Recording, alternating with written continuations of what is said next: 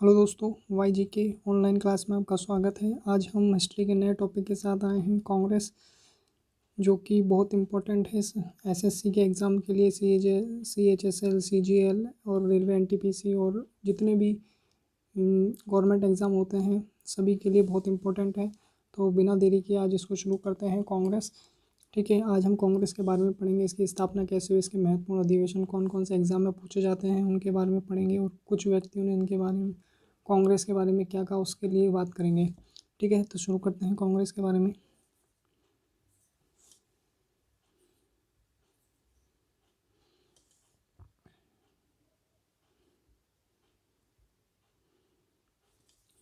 तो भारतीय राष्ट्रीय कांग्रेस, INC, ठीक है, इंडियन नेशनल कांग्रेस, मुख्य तथ्य हैं इसके की स्थापना इसकी 28 दिसंबर 1885 के अंदर हुई। इसके संस्थापक थे A.O. ह्यूम। ठीक है, स्थान कहाँ पर हुई इसकी स्थापना? इसकी स्थापना हुई बम्बई के अंदर गोकुलदास तेजपाल संस्कृत विश्वविद्यालय के अंदर। संस्कृत विश्वविद्यालय के अंदर इसकी क्या हुई? स्थापना हुई। ठीक है, और इसका नामकरण क्या किया? दादा भाई नारोजी ने। इसका नामकरण क्या? दादा भाई नारोजी ने। तो इसका पहले क्या नाम था? इसका पहले नाम था भारतीय राष्ट्रीय संघ था, इंडियन नेशनल यूनियन था। ठीक है, तो इसका जो इंडियन नेशनल कांग्रेस नाम किसने किया? दादा भाई नारोजी ने किया। ठीक है, इस पूर्व नाम इसका भारतीय राष्ट्रीय संघ था। जब ये भारतीय राष्ट्रीय कांग्रेस बनी तब उस समय जो वायसराय, वो वायसराय कौन थे? लॉर्ड डफरिन थे। ठीक है, तो ये तो हुई कांग्रेस की स्थापना के बारे में। एक बार और रिपीट कर लेते हैं। स्थापना 28 दिसंबर 1885 को हुई। संस्थापक A.O. ह्यूम थे। स्थान बम्बई गोकुलदास तेजपाल संस्कृत विद्यालय में हुई। नामकरण दादा भाई नारोजी ने किया। इसका पूर्ण नाम भारतीय राष्ट्रीय संघ था और उस समय के वायसराय थे लॉर्ड डफरिन। ठीक है, अब नेक्स्ट देखते हैं।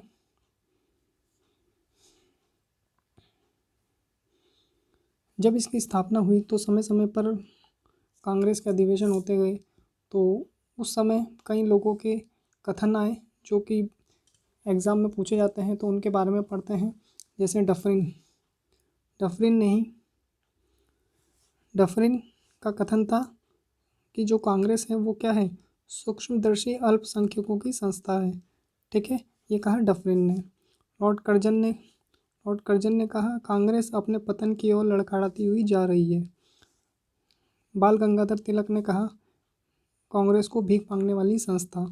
और फिरोज शाह मेहता ने कहा कांग्रेस की आवाज़ जनता की आवाज़ नहीं है। जब स्वतंत्रता प्राप्ति का समय आया तो गांधी जी का कथन था कि कांग्रेस की समाप्ति का सुझाव दिया। यानी जब स्वतंत्रता आंदोलन चल रहा था और स्वतंत्रता बहुत नज़दीक आ गई थी मिलने को, तब गांधी जी ने कांग्रेस की समाप्ति का सुझाव दिया। तो ये तो कुछ कथन थे जो एग्ज़ाम में डायरेक्ट पूछे जाते हैं, तो उन्हें याद रखिएगा या फिर इसे नोट डाउन कर लीजिए। अब बात करेंगे हम अधिवेशन की, कौन कौन से महत्वपूर्ण अधिवेशन हैं जो हुए और जो एग्ज़ाम में बार बार पूछे जाते हैं। तो चलिए अधिवेशन की तरफ। तो ये महत्वपूर्ण अधिवेशन है, शुरू करते हैं। पहला है अधिवेशन, फिर स्थान, फिर अध्यक्ष और विशेषताएं। ठीक है, तो पहला जो अधिवेशन था कांग्रेस का वो हुआ 1885 में। स्थान था बम्बई और वाई.सी. बनर्जी यानी ब्योमकेश चंद्र बनर्जी ने। उस समय जो कांग्रेस थे उसमें 72 प्रतिनिधि थे और उसका जो प्रथम महासचिव थे वो कौन थे? A.O. ह्यूम थे। और A.O. ह्यूम ने ही क्या करी थी? कांग्रेस की स्थापना करी थी। नेक्स्ट जो अधिवेशन है वो 1886 में हुआ कलकत्ता के अंदर, और उसके अध्यक्ष थे दादा भाई नेहरू जी ने 1886, 1896 व 1906 3 बार कांग्रेस के अध्यक्ष रह चुके हैं। ये वो है 1886 में, 1893 में और 1906 में। फिर हुआ 1887 में मद्रास में हुआ। इसके अध्यक्ष थे बदरुद्दीन तैयब जी, जो मुस्लिम थे। तो कांग्रेस की अध्यक्षता करने वाले प्रथम मुस्लिम कौन थे? बदरुद्दीन तैयब जी। नेक्स्ट 1888 में इलाहाबाद में हुआ। इसमें जो अध्यक्ष थे वो जॉर्ज यूले थे। ये प्रथम अंग्रेज़ थे जिन्होंने कांग्रेस अधिवेशन की अध्यक्षता करी, यानी गैर भारतीय भी हो सकते हैं और प्रथम अंग्रेज भी हो सकते हैं। फिर नेक्स्ट बात करते हैं 1896 में। 1896 में इसका अधिवेशन हुआ था कलकत्ता में उसमें रहीमतुल्लाह सयानी ने अध्यक्षता करी और इसमें पहली बार वंदे मातरम गाया गया। ठीक है, तो इसको याद रखिएगा। 1896 में कलकत्ता में अधिवेशन हुआ था और उसमें वंदे मातरम गाया गया। फिर नेक्स्ट 1905 में, इसमें हमने महत्वपूर्ण अधिवेशन लिए हैं जो एग्ज़ाम में पूछे जा सकते हैं, इसलिए ये सीरियल वाइज नहीं है। ठीक है, जैसे 1896 के बाद 1905 आ गया। 1905 में वाराणसी में हुआ, इसकी अध्यक्षता करी गोपाल कृष्ण गोखले ने और स्वदेशी आंदोलन का समर्थन किया गया। ठीक है, स्वदेशी बंग आंदोलन का इसमें समर्थन किया गया। ठीक है, नेक्स्ट आगे देखते हैं। 1906 में कलकत्ता में हुआ, कलकत्ता में अधिवेशन हुआ और इसकी अध्यक्षता करी दादा भाई नौरोजी ने और इसमें स्वराज शब्द का प्रथम बार प्रयोग किया गया। ठीक है, 1906 के कलकत्ता अधिवेशन में। फिर हुआ 1907 में हुआ ये सूरत में और इसकी अध्यक्षता करी रास बिहारी बोस ने। यहाँ पर कांग्रेस का प्रथम बार विभाजन हुआ और वो नरम दल और गरम दल में बट गई। फिर उसके बाद 1911 में कलकत्ता में हुआ, इसका जो अध्यक्ष थे बिशन नारायण धर थे।